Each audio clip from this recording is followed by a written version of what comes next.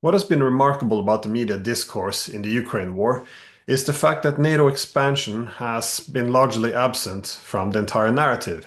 And this is despite the fact that NATO should be at the front and center of discussion as the key source of this war. And also the recognition that NATO can't really be part of any political settlement. That is, the war in Ukraine would have to be ended with restoring Ukraine's neutrality. Now, the omission of referencing NATO at all in the discourse is not an accident, as we see that any reference to NATO expansion is quickly attacked as Russian propaganda. So, our journalists, academics, and politicians who want to maintain their legitimacy know that they have to tread very carefully. After all, the dominant narrative that everyone had to adopt was that the Russian invasion of Ukraine was unprovoked. And anyone who would challenge this by mentioning NATO as the key factor, they could be then accused of even legitimizing the invasion, if not even supporting it, and thus taking the side of the enemy. But it is worth exploring, therefore, how NATO did contribute to this conflict, why the war was predictable. And to do this, we really have to take a step back and address what NATO expansion actually represented, which was an entirely different world order and a European security architecture. So we really have to go all the way back to the Cold War. That is, to mitigate the security competition during the Cold War, all sides reached an agreement at the Helsinki Accords in 1975, laying the foundation for what would be later the security system. Now, at Helsinki, the main agreement focused around indivisible security. That means security for all or security for none. Indivisible security is based on the recognition that international security can't really be divided. That is, the international system is defined by security competition. And if one side expands its security at the expense of the opponent, well, then the opponent will do the same. And we will end up in a situation with a lot of missiles pointing at each other. And not surprisingly, this will not give security to anyone. This was not a controversial issue, the idea that more weapons doesn't result necessarily in more security. So this was the foundation of the Helsinki Act, and this also inspired Gorbachev's new thinking and his initiative for a common European home. Now, the concept of the common European home was to replace the confrontational zero-sum bloc politics with an inclusive format for Europe, with the main intention of mitigating security competition. And Gorbachev followed through on his vision. In December of 1988, he announced at the United Nations that the Soviet Union would cut its military forces by 500,000 soldiers, and 50,000 Soviet soldiers would be removed from the territory of Warsaw Pact allies. Then, the year after, in November of 1989, Moscow let the Berlin Wall fall without intervening. And a month thereafter, in December of 1989, Gorbachev and Bush, they met in Malta and finally declared that the Cold War was over.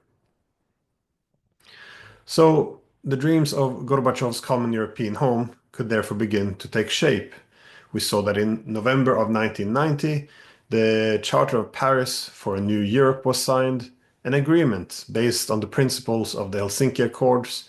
This called for a new inclusive Europe, Europe that was not divided and also based on indivisible security. Now, in 1994, this was translated into an actual institution that is an inclusive European security system, which was developed with the establishment of the Organization for Security and Cooperation in Europe.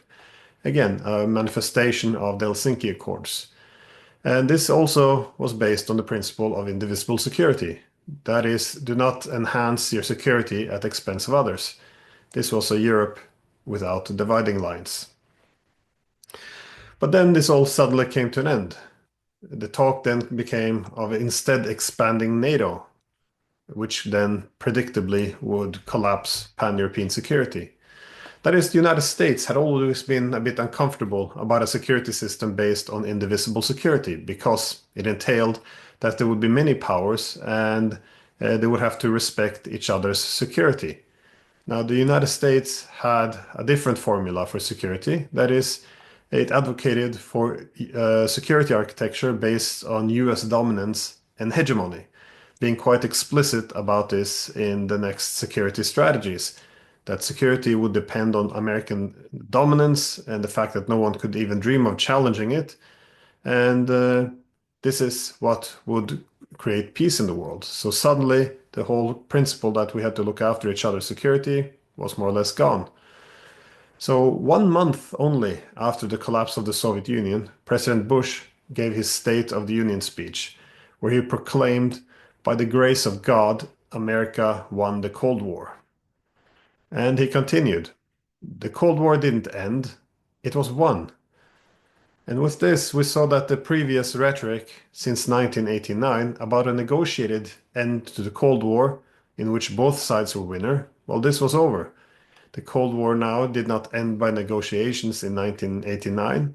No, the new historical revisionism suggested it was won in 1991. Now, what does this mean for European security when a peace was not created through negotiations, but by one side defeating the other? Well, obviously, the new security architecture would be developed by the Americans, and the Russians shouldn't really have any say at all. Now, also, will it still be based on indivisible security, developed within this inclusive security architecture? Well, Bush Sr., he continued. He argued, quote, "We are the United States of America. The leader of the West has become the leader of the world." At this point, we see that the former US ambassador to the Soviet Union, Jack Matlock, who contributed to negotiating an end to the Cold War, he warned how myth-making began almost as soon as the Soviet Union fell, and a political culture in Washington was strengthened, which suggested that peace was not achieved through diplomacy and compromise and recognizing each other's security. Instead, a fake reality emerged, which suggested that peace was created by overwhelming power and for the United States to take out its adversaries. And Matlock argued that this led to the betrayal of the post-Cold War peace. It also fundamentally changed the notion of what creates security, because when you have countries in the international system competing for security, you can resolve this in one out of two ways. One is either the great powers respect each other's security and they find ways to ensure that security for one does not come at the expense of the other. So again, indivisible security. Or alternatively, security can come from one state dominating to the extent it doesn't matter if they undermine the security of other states because there's nothing they can do about it. And this is what is referred to as the hegemonic peace. It was nothing short of betrayal of the post-Cold War peace. So to construct a Europe without Russia, which is the largest state in Europe, it meant that peace and security in Europe was premised on the perpetual weakness of Russia. And this was to be achieved by expanding NATO. If every country in Europe is a part of NATO except for the largest, well, then we could create a system where the West would be able to dictate and the Russians would have to follow. And Russian security would not have to be part of the discussion. So we therefore saw NATO and its military infrastructure gradually march upon Russian borders and surround the country. And if Russia complained, yet again, what could it do? And it's worth noting that the West gambled everything on this hegemonic peace. Yet we saw some honesty and criticism did emerge. For example, even President Bill Clinton, he presented the Partnership for Peace agreement because he argued that this would be an alternative to NATO expansion. And when he was explaining the Partnership for Peace agreement in January of 1994, as an alternative to NATO expansion, he cautioned that we can't afford to redivide the continent and to quote, because this would, quote, draw a new line between the East and West that could could create the self-fulfilling prophecy of future confrontation. So again, these were wise words, because obviously returning to bloc politics by expanding NATO would redivide the continent, and it would revive the logic of the Cold War. But again, this was not honest, because Bill Clinton was actually for expansion. Chas Freeman, a veteran diplomat who was also involved in constructing a NATO-centric Europe after the Cold War, he argued that, quote, Clinton was talking out of both sides of his mouth. He was telling the Russians that we were in no rush to add members to NATO, that our preferred path was the Partnership for Peace, which was the middle way between being a member and a non-member of NATO. Now, as Chas continues, at the same time he was hinting to the ethnic diasporas of Russophobic countries in Eastern Europe, we were going to get these countries into NATO as fast as possible. We therefore see that the Partnership for Peace was sold to the Russians as an alternative to NATO expansion, but in reality it was merely a stepping stone, preparing the countries for NATO membership. Now there was some genuine opposition to this. We saw many leading politicians in the United States, both doves as well as anti-Russian hawks, recognizing that this would lead to a catastrophe. One of them was William Perry, the US Defense Secretary between 94 and 97, who considered even quitting his position in opposition to what was, well, frankly, madness. And he later recognized that the rest of the administration also realized that expanding NATO would unravel the peace. But NATO would then grow more powerful and Russia would get weaker. So the Clinton administration thought, well, who cares what Russia thinks? In the word of William Perry, he said, it wasn't that we listened to the Russian arguments and said we don't agree with that argument. Basically, the people I was arguing with when I tried to put the Russian point, the response I got was really, who cares what they think? They're a third-rate power. And again, this summarizes the basic idea of the hegemonic system. One doesn't have to take into account the security concerns of adversaries, because there's nothing they can do. And NATO was therefore conceptualized as an insurance policy. And this is a phrase that often came up in the Senate debates about expanding NATO. That is a military bloc that would deal with the conflicts that would derive from its own hegemonic posture. Again, former US Secretary of State James Baker, he warned about this need for an insurance policy, that is to conceptualize NATO as an insurance policy. As he said, this would become a self-fulfilling prophecy. Baker also cautioned that the best way to find an enemy is to look for one, and I worry that this is what we are doing when we're trying to isolate Russia. And isolate is exactly what NATO expansion represented. Now, Madeleine Albright, the Secretary of State, was very much in favor of expanding NATO, but recognized that this would also isolate Russia. But in her words, if Russia doesn't work out the way that we are hoping it will, NATO's there. So yes, expanding NATO would obviously create conflicts as we would return to bloc politics.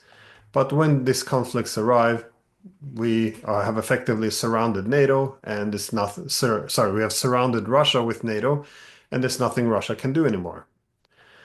So George Kennan, the legendary American diplomat, and also author of the Long Letter and the architect of the containment policies against the Soviet Union, he asked in 1997, why, with all the hopeful possibilities by the end of the Cold War, why should East-West relations become centered on the question of who would be allied with whom, and by implication against whom? Then he made a very accurate prediction. And he said, I think it's the beginning of a new Cold War. There was no reason for this whatsoever. No one was threatening anybody else. This expansion would make the founding fathers of this country turn in their graves. Of course, there is going to be a bad reaction from Russia. And then the NATO expanders will say, that we always told you that this is how the Russians are, but this is wrong. So again, recognizing the same thing. NATO expands, obviously reviving conflict. When Russia replies, then we have the reason for why we had to expand to begin with. Now, despite the betrayal of the post-Cold War peace, Russia didn't really give up on the dream of a common Europe.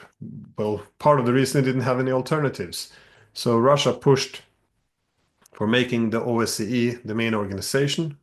When this obviously failed, both Yeltsin and later Putin suggested that Russia could join NATO to make it an inclusive security system based on indivisible security. Now, this also didn't work, and in 2008, President Medvedev called for developing a new security architecture based on indivisible security that would even allow for NATO to continue to exist.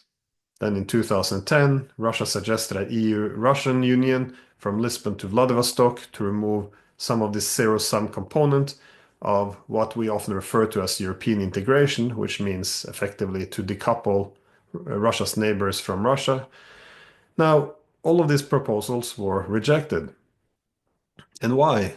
Well, we already knew the security system was not based on the principle of indivisible security. No, the path to peace would be through dominance, and allowing Russia into the European house would mean that it would be more difficult to dominate the Russians, to exclude it, to marginalize it from Europe. And so NATO continued its march to the east, and conflict would predictably ensue. Now, in 2008, NATO met in Bucharest, which is the very infamous Bucharest summit of 2008. At this point, President Bush, he was determined to get both Ukraine and Georgia into NATO. Now, even the Europeans pushed back at this and did not want to give a membership action plan.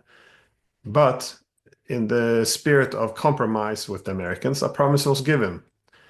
And the summit declaration stated that we agree today that these countries, that is Ukraine and Georgia, will become members of NATO. It was presented as standing by Ukraine, even though barely 20% of Ukrainians actually wanted to join this military bloc. And we also saw that 1 month before the Bucharest summit, Tony Blair had told his American colleagues that Russia should be shown who's boss. This was the purpose of NATO. So, in Blair's words, the strategy should be to make Russia a little desperate with our activities in the areas bordering on what Russia considers its sphere of interest and along its actual borders. Russia had to be shown firmness and sown with seeds of confusion. Now, William Burns, who was the American ambassador to Russia, who later became the director of the CIA, he warned that, quote, Ukrainian entry into NATO is the brightest of all red lines for the Russian elites. Now, in a memo, he warned that threatening NATO expansion would provoke a Russian military intervention. Here is what he wrote. Not only does Russia perceive encirclement and efforts to undermine Russia's influence in the region, but it also fears unpredictable and uncontrolled consequences which would seriously affect Russian security interests. Russia is particularly worried that the strong divisions in Ukraine over NATO membership, with much of the ethnic Russian community against membership, could lead to a major split, involving violence or at worst civil war. In that eventuality, Russia would have to decide whether to intervene, a decision Russia does not want to have to face. Other cables revealed that German and French ambassadors saw the same problem coming, that is, a possible civil war and a conflict with Russia. Even the German Chancellor, Angela Merkel, warned that offering NATO membership to Ukraine would be interpreted as a declaration of war by Moscow. Again, a very different language from what we now refer to as unprovoked. Now, the former British ambassador to Russia, he would later caution, already back in 2020, that the 2008 Bucharest summit of NATO was, again, in his word, a massive mistake. As he argued, it was stupid at every level at that time. If you want to start a war with Russia, that's the best way of doing it. Moreover, any poll in Ukraine showed that 2/3 of the Ukrainian public did not want NATO membership. So the Europeans, nonetheless, they went along with this plan, and Ukraine became eventually a de facto member of NATO, and gradually it will become an actual member. And NATO pursued this strategy, knowing that the Ukrainians did not want NATO membership and that it would likely trigger a war. Yet, in 2010, there seemed to be some reason for optimism. That is, the Ukrainians elected a new government that returned neutrality to Ukraine. However, then came February of 2014, when NATO countries backed a coup in Ukraine, toppled the government, and thus triggered a civil war, which the CIA Director Burns had predicted would happen, and which would also be followed by a Russian military intervention, something that the Russians did not want to do. Now, when we go back to 2015, we can see how Gorbachev reflected over how the peace in Europe was lost. In his words, NATO's eastward expansion has destroyed the European security architecture, as it was defined in the Helsinki Act in 1975.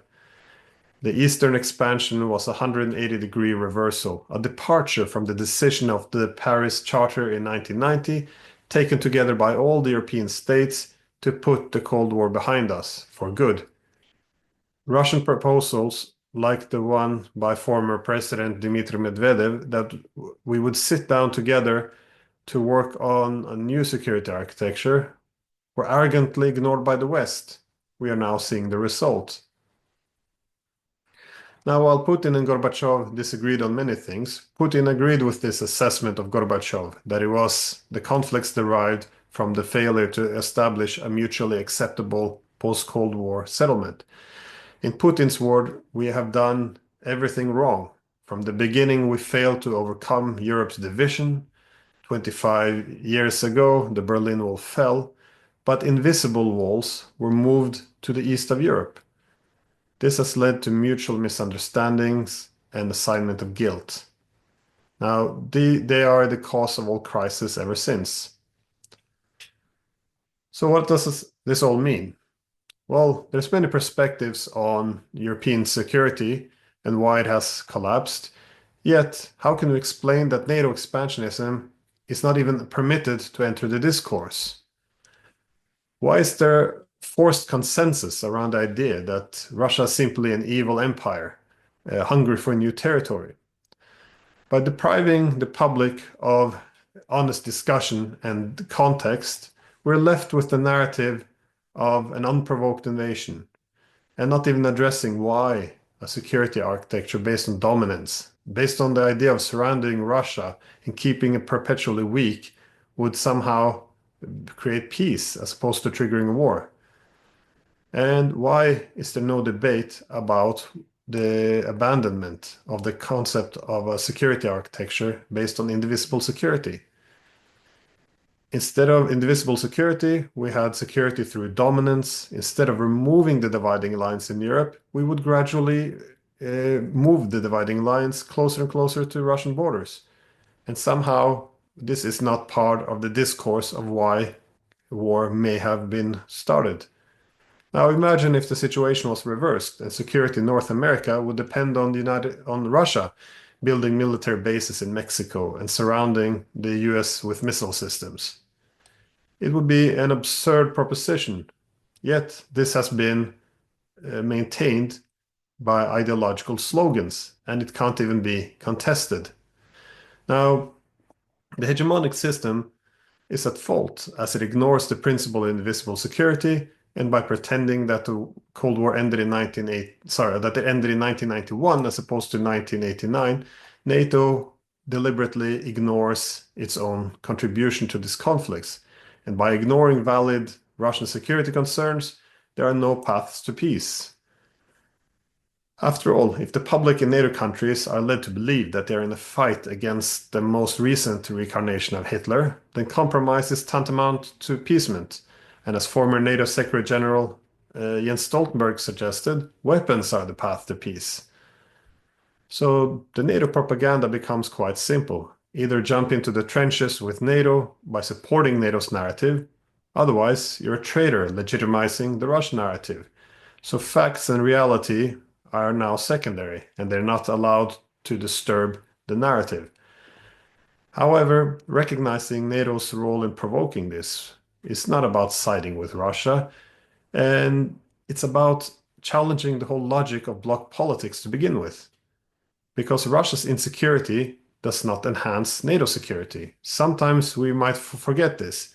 When NATO celebrates that Finland is now part of NATO and somehow this will enhance our security, no one actually asks the question why. Well, it enhances NATO's dominant position, but obviously converting Finland from the largest success story of neutrality to the largest front line against Russia, it will hardly create security in terms of mitigating security competition. But again, this is the hegemonic piece which we can't discuss. Now, the security architecture based on the hegemony obviously destroyed the pan-European security, and it will condemn Europe to the economic decline, wars, and also diminished relevance in the world, which it will see in the years to come. And this is the conflict, this is the issues we should be resolving.